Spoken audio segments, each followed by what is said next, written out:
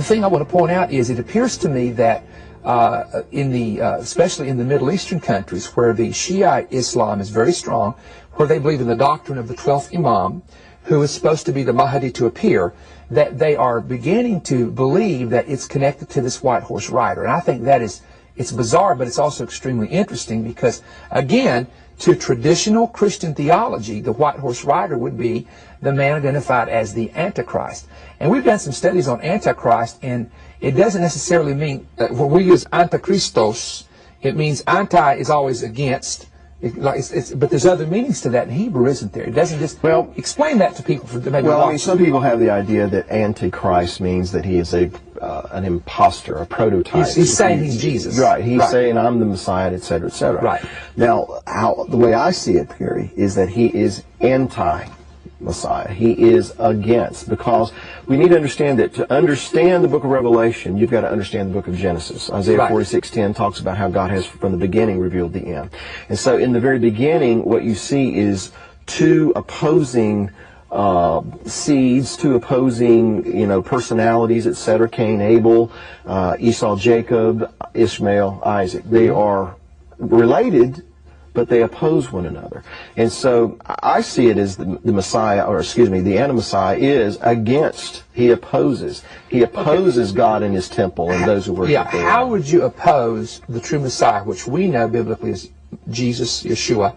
How would you oppose him? In my opinion, based on 1 John, this is Bible now, 1 John chapter 1, chapter 2, and I think chapter 4, it mentions Antichristos, or the Antichrist, 4 times. The word Antichrist. And it says it's the spirit that denies that Jesus is the Son of God. Right. So how would you be against Christ, against the Messiah? By denying his relationship with the Father. Right. And one of the main tenets of Islam, in fact, my friends that I have that are Muslim, when we get into, and we get in very peaceful discussions about this, that's where they believe in Isa ibn Maryam, or Jesus the son of Mary. They believe it or not, they believe Jesus was born of a virgin. Some people don't know that, but they do.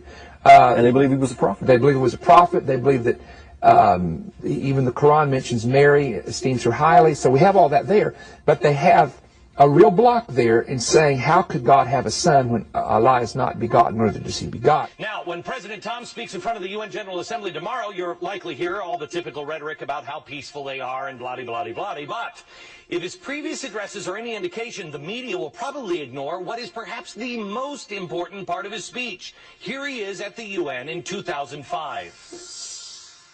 Almighty Lord, I pray to you to hasten the emergence of your last repository, the promised one, that perfect and pure human being, the one that will fulfill this world with justice and peace. Okay, this is what he said at the end of his speech last year as well at the UN. After calling for the return of the Promised One, Ahmadinejad left the stage in 2005 and said to a cleric, and I quote, "I felt that all of a sudden the atmosphere changed, and for 27 to 28 minutes the leaders did not blink," end quote.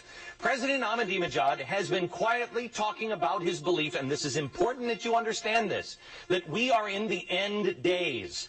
The real story is, he's not bearing this lead anymore. Listen to his opening remarks this afternoon at Columbia. O God, hasten the arrival of Imam al-Mahdi and grant him good health and victory, and make us his followers and those who attest to his rightfulness. Okay. I hope you're starting to hear a pattern here. This guy is openly praying for the return of the Mahdi in almost every speech, and now he's starting his speeches with that, yet no one in the media is even bothering to do their homework on what that really means.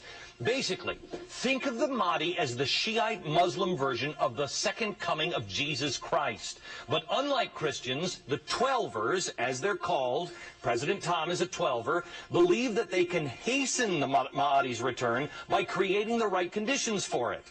Unfortunately for us, those conditions are pretty simple. Chaos, war, bloodshed.